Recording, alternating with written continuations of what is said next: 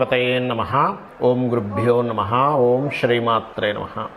పరమేశ్వర స్వరూపమైనటువంటి జ్యోతిష, వాస్తు మరియు ఇతర అనేకమైనటువంటి శాస్త్రములను మనకు అందించినటువంటి మహర్షులకి నమస్కారం. హయగ్రీవ హయగ్రీవ హయగ్రీవేతి యోపదేత్తస్య నిస్సరతే వాణీ జన్హుకన్యా ప్రవాహవత్. అరుణాం కరుణాతరంగితాక్షీం ధృతపాశాంకుశపుష్పబాణచాపాం అనిమాదిభిరావృతాం మయూకైః అహమిత్యేవ విభావయే భవానీం. శ్రీమాత్రే నమః.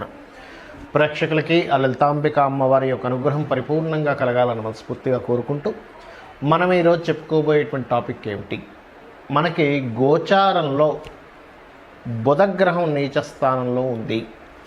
అది ఎప్పటి నుంచి ఉంది ఏమిటి అని చెప్పి చూసుకున్నట్లయితే 7 మార్చి నుంచి 26వ తేదీ వరకు మార్చిలో ఉంటూ మరలా మేషంలోకి మళ్ళీ మీనంలోకి వచ్చి దాదాపుగా ఏప్రిల్ అంతా కూడా ఉంటుంటుంది.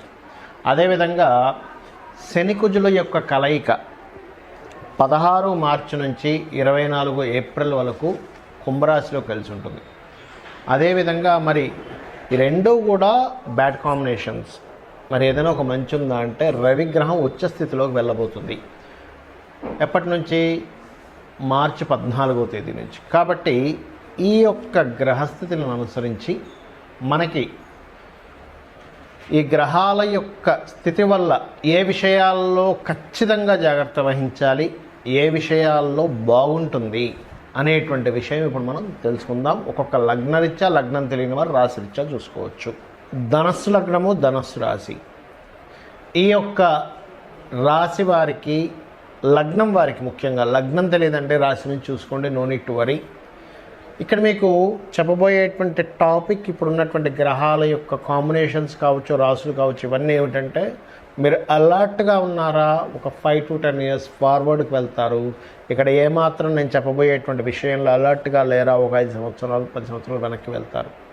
ఇందులో ఒక మంచి కాంబినేషన్ కూడా ఉంది. అదొక గొప్ప విషయాన్ని కూడా మీకు ఇస్తుంది గ్రహస్థితి. అదేమిటో చెప్తాను చూడండి. ఇదంతా మీరు బాగుండడానికి, అమ్మవారి అనుగ్రహంతో బాగుండాలని చెప్తున్నాను, గుర్తుపెట్టుకోండి. ఇక్కడ ఏమిటి అంటే కాంబినేషన్ 3వ స్థానంలో శని కుజులు కలిశారు. ఏమని 3వ స్థానం పాపగ్రహాలు ఉంటే మంచిదే. ఎస్, నిజం, మంచిదే.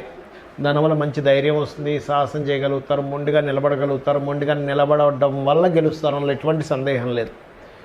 మరి చతుర్థ స్థానంలో నీచబడ్డటువంటి బుధుడు ఉన్నాడు. దీనివల్ల ఏమిటి అన్నీ చెప్తాను, గుర్తుపెట్టుకోండి. ధనస్సు లగ్నం వారు ముందు బుధుడు గురించి తీసుకుందాం. సప్తమ దశమాధిపతి నీచ పొందుతున్నాడు. అంటే చూడండి, ఎక్కడ 4వ స్థానంలో. దీనివల్ల కలిగే ఫలితం ఏమిటి ధనుర్లగ్నం వారికి అంటే, ముందే 10వ స్థానంలో కేతు ఉన్నాడు. అంటే ఏమిటి, మీరు చేసే ఉద్యోగంలో మిస్కమ్యూనికేషన్ ఏర్పడి మీరు తొందరపాటు పడి మీరు ఉద్యోగం మానేయడము, అవతల వాళ్ళ ఉద్యోగం తీసేయడము, ఇట్లాంటివి జరుగుతాయి. కాబట్టి మీరు మీ బాస్తో కమ్యూనికేషన్స్ వెరీ క్లియర్గా, క్లియర్గా పాజిటివ్గా పెట్టుకోండి. అలా అని అధికంగా మాట్లాడకండి. అధికంగా మాట్లాడడం వల్ల మొదటికే మోసం వస్తుంది. ఎందుకంటే వాక్కు కారకుడు బుధుడు నీచపడ్డాడు. అలాగే కొంతమంది ఏం చేస్తారు, ఏమండి నేను పలానా కోర్స్ చేస్తాను, ఈ కోర్సు వల్ల నాకు ఈ ఉద్యోగంలో ఎదుగుదల ఉంటుంది. రాంగ్ కోర్సుని మీరు ఎంచుకుంటారు, గుర్తుపెట్టుకోండి. రాంగ్ రూట్లోకి వెళ్తారు కోర్సు ఎంచుకునే విషయంలో. అదేవిధంగా తోటలు, పొలాలు కొనుక్కునేటువంటి వారు కూడా కొంత జాగ్రత్తగా ఉండాలి. బికాజ్ ఆఫ్ పొలాలకి, తోటలకి బుధుడు కారకుడు. చాలామంది ఏం చేస్తారంటే నాకు ఈ ఉద్యోగం వద్దు, నేను పొలం పని చేసుకుంటాను వెళ్ళిపోతారు.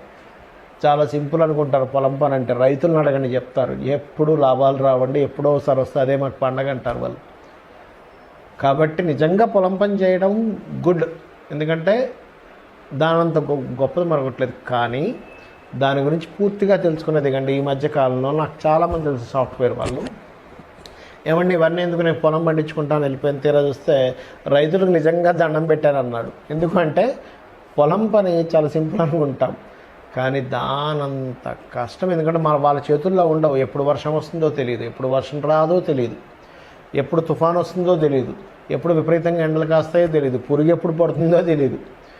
పురుగు పట్టదనుకుంటే పురుగు పడుతుంది కదా అని ఎక్కువగా వాళ్ళు ఏదైనా పిచికారీ చేస్తే దానివల్ల ఇంకో ఎఫెక్ట్ వస్తుంది. ఇలా రకరకాల సమస్యలు వాడి చేతుల్లో ఉండదు అసలు. ఎంతో పిల్లల్ని కాపాడు. అందుకని నేనేమంటున్నానంటే ఈ పంటలు, పొలాల విషయంలో చాలా జాగ్రత్తగా ఉండండి. రైతులు కూడా జాగ్రత్తగా ఉండండి.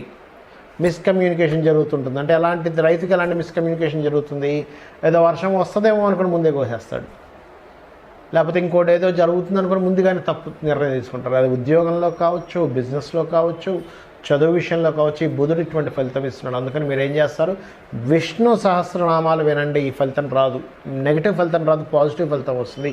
గుడ్ కమ్యూనికేషన్ జరుగుతుంది. మరి 3లో శనికుజులు ఉన్నారు కదా, ఇది కూడా కమ్యూనికేషన్ మీదే చూపిస్తుంది, అన్నదమ్ముల మీద చూపిస్తుంది. సంతానం పొందేటువంటి విషయంలో ముఖ్యంగా గర్భం దాల్చే వాళ్ళు జాగ్రత్తగా ఉండాలి. ఇన్వెస్ట్మెంట్స్ విషయంలో జాగ్రత్తగా ఉండాలి. బికాజ్ ఆఫ్ 12th లార్డ్ 12వ అధిపతి నీచ పొందాడు. 12వ అధిపతి శనితో కలిసి ఉంటున్నాడు. మరి మంచి ఏమిటండి, ఇక్కడ మీకు చెప్పాను ఇది గర్భవతులు జాగ్రత్తగా ఉండాలని. కానీ ఒక టైం ఒక మంచి కూడా ఇస్తుంది. ఏమిటది అంటే ఈ రవి గురువు కలిసి పంచమంలో ఉంటున్నారు. దీనివల్ల ఏమిటి, అద్భుతమైనటువంటి ఆలోచన, ఒక మంచి నిర్ణయం తీసుకుంటారు. రాజకీయంగా ఒక మంచి స్టేజ్కి వెళ్తారు. ఈ 14 ఏప్రిల్ నుంచి ఏప్రిల్ ఎండింగ్ వరకు ఉన్నటువంటి కాంబినేషన్ ఏదైతే ఉందో, మే వరకు ఉండే కాంబినేషన్ ఏదైతుందో అద్భుతమైన స్టేజ్కి తీసుకెళ్తుంది. ఒక మంచి భక్తి మార్గంలోకి తీసుకెళ్తుంది. ఒక మంచి ఫ్రెండ్ ద్వారా మీకు ఒక మంచి యోగాన్ని కూడా ఇస్తుంది. ఇవన్నీ కూడా మంచి జరుగుతాయి. కాబట్టి మీరు గోవుకి బెల్లము, క్యారెట్లు, గోంగూర తినిపించండి. మరియు విష్ణు సహస్రనామాలు వినండి. ఈ రవి కుజ, శని కుజ బుధ గ్రహాల దగ్గర దీపారాధన చేయండి. అనే విధాలు బాగుంటుంది. ఇక్కడ యూనివర్సల్గా అసలు ఏం జరుగుతుంది, అసలు జాతకమే తెలియదండి, నాకు రాశి తెలియదు, లగ్నం తెలియదు, ఏమీ తెలియదు, మరేం చేసుకోవాలో కూడా చెప్తానండి మీకు. ఇక్కడ యూనివర్సల్గా జరిగేది ఏమిటి అంటే, నేను మీకు ఫిబ్రవరి నుంచి ఇండికేట్ చేస్తూనే ఉన్నా. జనవరి ఫిబ్రవరి నుంచి అల్లర్లు జరుగుతాయి, జాగ్రత్తగా ఉండండి. కొన్ని అల్లర్లు జరిగాయి. బాంబు పేలుళ్ళు జరుగుతాయి, జాగ్రత్తగా ఉండండి. బాంబు పేలుళ్ళు కూడా జరిగాయి. అదేవిధంగా సడన్ ఇన్సిడెంట్స్ జరుగుతాయి. నౌకాదళాల మీద కూడా కొన్ని ఇవి జరుగుతాయి. అంటే నీటిలో ప్రయాణం చేసే వాటి మీద సడన్గా అటాక్స్ జరుగుతాయని చెప్పాను ఛానల్స్లో. అంటే అదేదో నా గొప్పతనం కాదండి, 1% కూడా నా గొప్పతనం కాదు. మహర్షులు మనకు అందించిన గొప్ప విజ్ఞానం అని చెప్తున్నా. ఇదంతా కూడా ఇదేదో మనం ఏదో చదివేసుకున్నాం ఆస్ట్రాలజీ, అందుకే నేను గొప్పగా చెప్పేశాను, ఇదంతా తప్పు. నా అలా అనుకుంటే కంప్లీట్గా సరస్వతీదేవికి మనం సరస్వతి అమ్మవారు మనకు అనుగ్రహించి ఇచ్చింది అనేటువంటిది మనం అర్థం చేసుకోవాలి. ఆ మహర్షులు గొప్పతనం అర్థం చేసుకోవాలి. వాళ్ళ పాదధూళి యొక్క అనుగ్రహం ఉంటే మనం ఈ మాత్రం ఏదో చెప్పగలం అనేది మనం అర్థం చేసుకోవాలి. అయితే ఇక్కడ నేను చెప్పేది ఒకటే, ఇదంతా ఎందుకు చెప్తున్నా అంటే ఇంకా ఉందండి. ఈ శనికుజుల కలయిక ఉంది, బుధుడు ఉన్నాడు. ఈ బుధుడు యూనివర్సల్గా ఏం చేస్తాడంటే, ఈ 2 నెలలు కూడా షేర్ మార్కెట్లో సడన్ అప్ అండ్ డౌన్స్ ఇస్తాడు. షేర్ మార్కెట్ గురించి బాగా తెలిసిన వాళ్ళు దీన్ని డబ్బు చేసుకునే వాళ్ళు ఉంటారు. షేర్ మార్కెట్ సరిగ్గా తెలియని వాళ్ళకి పరిస్థితి ఏమిటి అంటే దీనివల్ల నష్టపోతారు.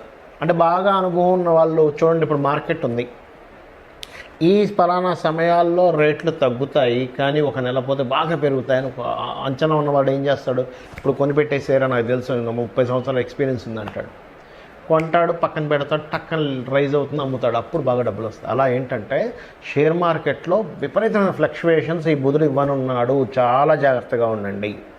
ఇది అద్భుతమైన ధనయోగాన్ని ఇస్తుంది, అద్భుతంగా లోపలికి తీసుకెళ్ళిపోతుంది. సో ఫ్లక్చువేషన్ విపరీతంగా ఉండేటువంటి సమయం ఇది.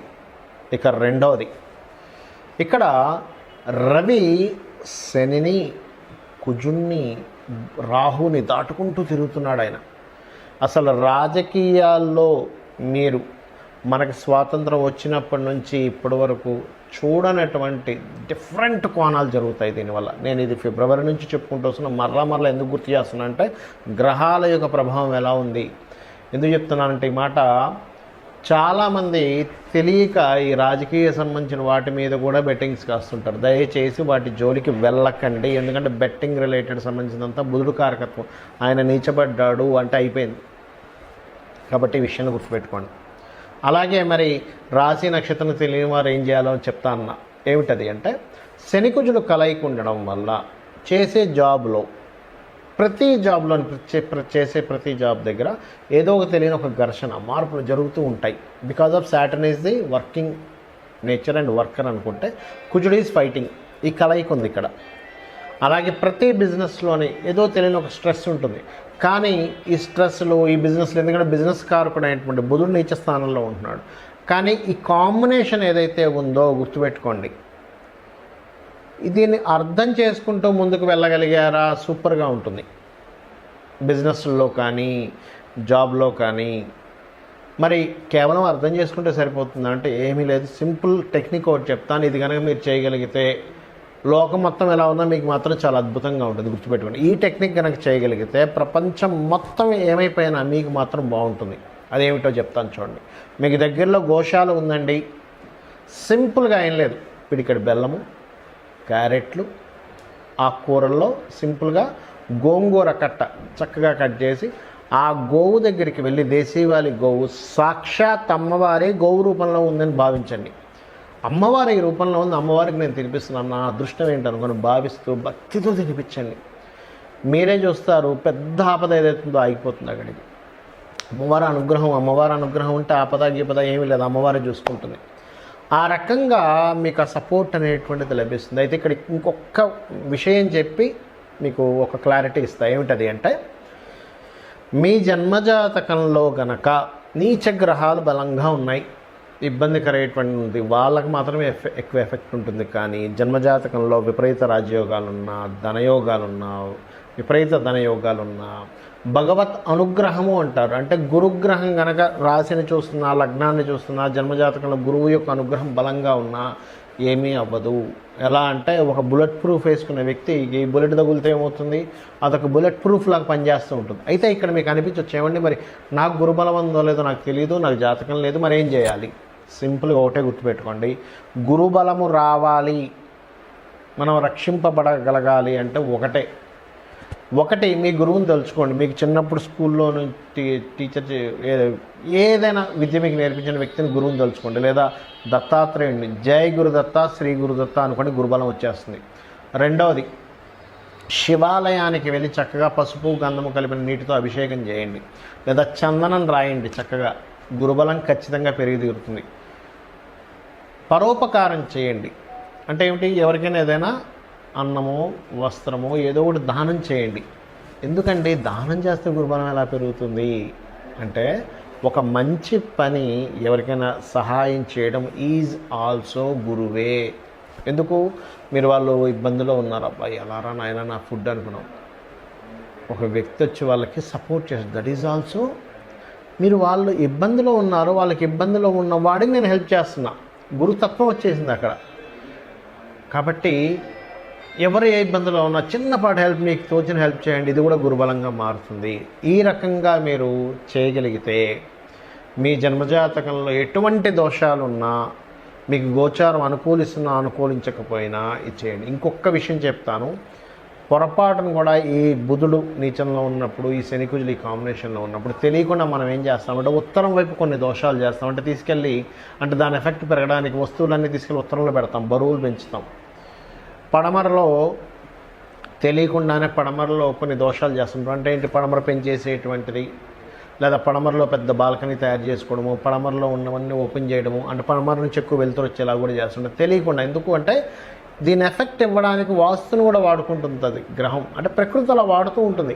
ఒక వ్యక్తికి ఒక మంచి చేయాలన్నా, ఒక ఇబ్బంది ఇవ్వాలన్నా, దీన్ని అర్థం చేసుకొని ఈ రకంగా మీరు తెలుసుకొని ఆ అమ్మవారి యొక్క అనుగ్రహం పరిపూర్ణంగా పొందాలని మనస్ఫూర్తిగా కోరుకుంటూ శ్రీమాత్రే నమః.